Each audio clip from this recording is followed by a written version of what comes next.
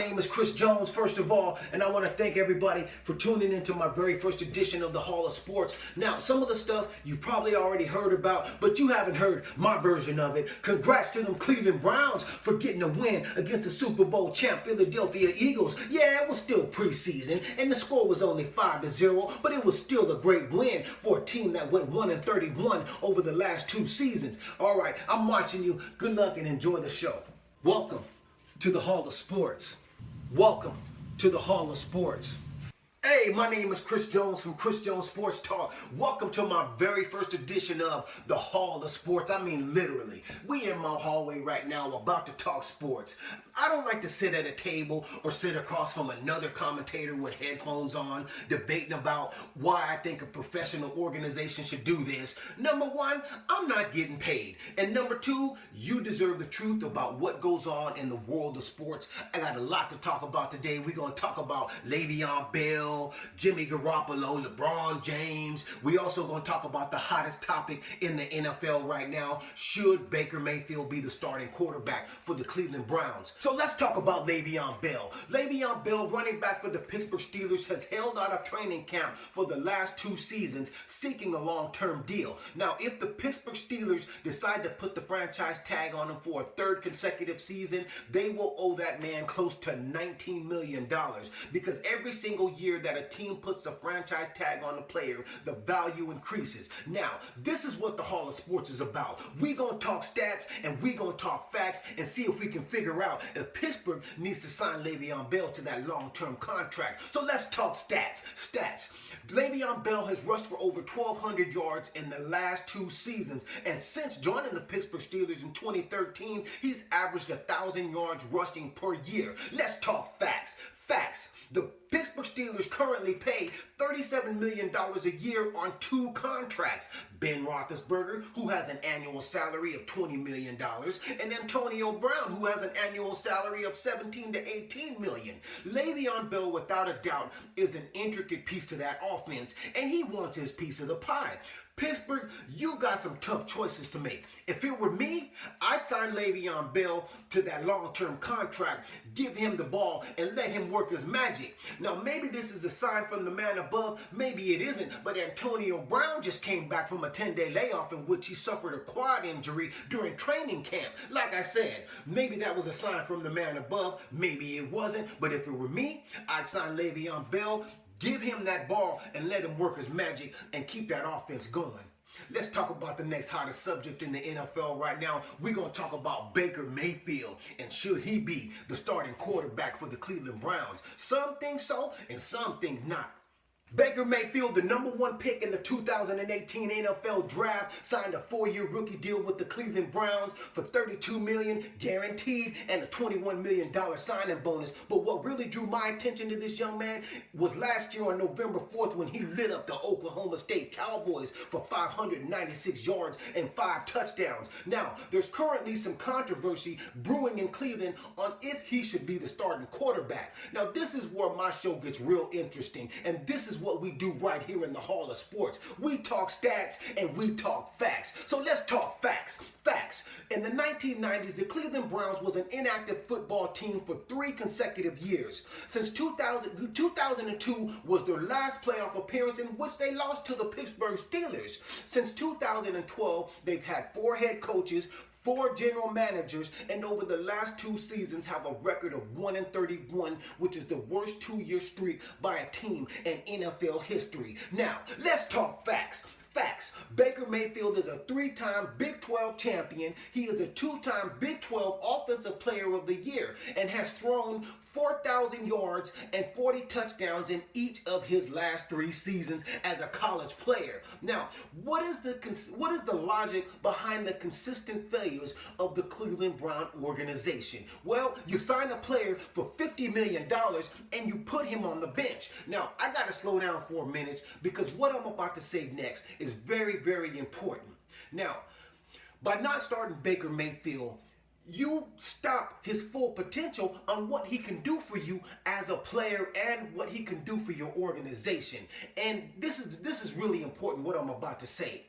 the message that you give to Baker Mayfield by putting him on the bench, and just not Baker Mayfield, it could apply to any player out there. The message that you give him is this: we'll pay you the money that we think you're worth, but by putting him on the bench, you telling him he ain't good enough to lead that team. And certainly, you don't want that type of message out there. So I heard a sports commentator recently say that the Cleveland Brown fans need to pump the brakes on Baker Mayfield. You don't pump the brakes when you get a good player like Baker Mayfield who's putting up those stats. You put your foot on the gas and keep going. Now, let's ask ourselves these three questions. Does Baker Mayfield know how to score? Does he know how to get other players involved? And does he know how to win? Now, I'm not taking away anything from Tyrod Taylor, because Tyrod Taylor was also a three-time ACC champion coming out of college. But there's a difference right now. The Cleveland Browns can strike. They have opportunity to strike if they put Baker Mayfield in as a starting quarterback. Whereas when Tyrod Taylor came into the NFL, he had to sit on the bench for 4 years as a backup to Joe Flacco and didn't get no significant playing time until he joined the Buffalo Bills in 2015. So this is the question you have to ask yourself as a fan and anybody who's watching this debate about Baker Mayfield and Tyrod Taylor. Ask yourself this question. In 2011, when Tyrod Taylor came into the NFL, if he would have immediately started for an NFL team, do you think he would be a better football player today? And if your answer is yes, then Baker Mayfield needs to be the starting quarterback for the Cleveland Browns. My name is Chris Jones. When I get back, we're going to talk about LeBron James down there in LA. And are they still scratching his face off their murals? Come on now, y'all can do my man better than that. LeBron James, my man, just signed a 4-year deal with the Los Angeles Lakers, always in the tabloids. Now, since joining that contract with the Los Angeles Lakers, his face was painted on murals with other Laker greats like Kobe Bryant, Shaquille O'Neal, and Magic Johnson. Now, reportedly, somebody went and scratched his face off them murals and poured paint on them, which to me didn't make no sense. Number one, you're taking a chance at going to jail for vandalism, and number two, you just ruined somebody's artwork that took hours to do. So we know what the Los Angeles fan base is about. We know you passionate about your teams and your organization, and I know because I lived down in Los Angeles in the 90s when Wayne Gretzky and the Los Angeles Kings was wreaking havoc in the hockey world. But these are the choices that you have as a Los Angeles fan. You can either embrace LeBron James and support him and hopefully get back to that former glory, or not embrace him, possibly lose, and watch Steph Curry and the Golden State Warriors continue to drop bombs out here on the West Coast. I'm from Detroit. I would love to see LeBron James in the Detroit Pistons jersey, but I know that's not going to happen. So get behind my man LeBron James down there in Los Angeles, man, and support him 100% and possibly get back to that former glory. I said 100%, not 75. Get behind my man, and y'all got a good shot at getting back to that former glory that you once was. We're going to talk about Vince Carter when I get back. My man Vince Carter, what's not to like about a 41-year-old in his 21st season as an NBA player? Vince Carter will tie Kevin Garnett and Robert Parrish for the most seasons ever played by an NBA player in NBA history. What's not to like about a 41-year-old in his 21st season as an NBA player? Get your money, Vince. And I got one question for you. Can we get just one more master dunk from you this season? Because I'm going to be watching your games, man. I'm rooting for you, man, and good luck this year. All right, last but not least, let's talk about Jimmy Garoppolo, quarterback for the San Francisco 49ers. Jimmy Garoppolo was traded by the New England Patriots to the San Francisco 49ers last season, at which point the San Francisco 49ers locked him in for an NFL record $137 million in 5 years. Now, Jimmy Garoppolo had currently been under speculation because he went on a date with an adult film actress. Now, Jimmy, I ain't mad at you. But I'm not happy about the fact that you had this type of distraction right before your first full season as a quarterback for the San Francisco 49ers. Now, let's ask ourselves a question. If Jimmy was still in New England under Coach Bill Belichick, Do you think he would have had this type of distraction? Probably not, because we know Coach Bill Belichick don't play that. Not to say that the New England organization is better than the San Francisco organization, because you're talking about the 5-time Super Bowl champions, the originators of the West Coast offense, the San Francisco 49ers. So the point I'm trying to make is your character clause goes with you wherever you go. On a positive note, Jimmy Garoppolo has a great support system around him. He's got Kyle Shanahan, who was just in the Super Bowl 2 years ago as the offensive coordinator for the Atlanta Falcons, and he's also got general manager John Lynch, who's got the 49ers pointed in the right direction right now.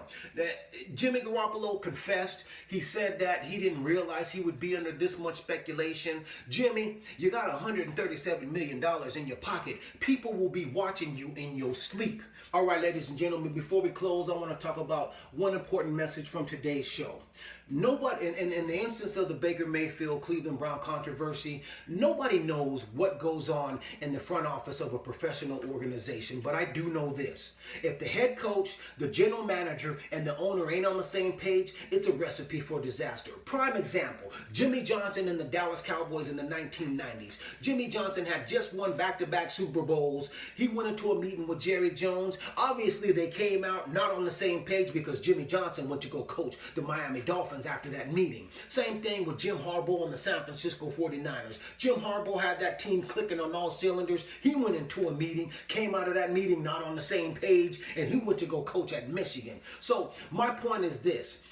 How do you expect the players to perform well on the field when in the administration the right choices aren't being made?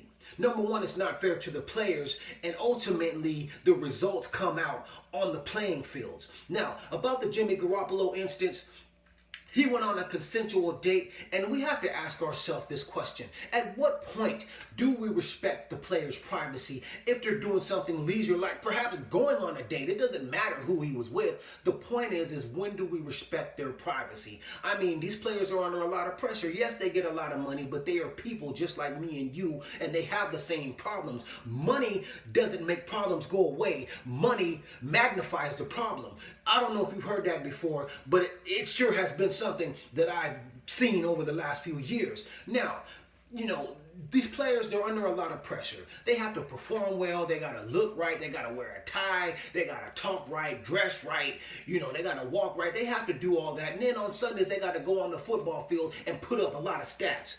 And when they don't do that, they get fired. So, I mean, you know, nobody knows what was going through Jimmy Garoppolo's head that night. You know, he went on that date. Maybe Jimmy just wanted to be Jimmy. I don't know. My name is Chris Jones. Thank you for tuning into my first edition of the Hall of Sports, where we talk facts and we talk stats, and we'll see you next time.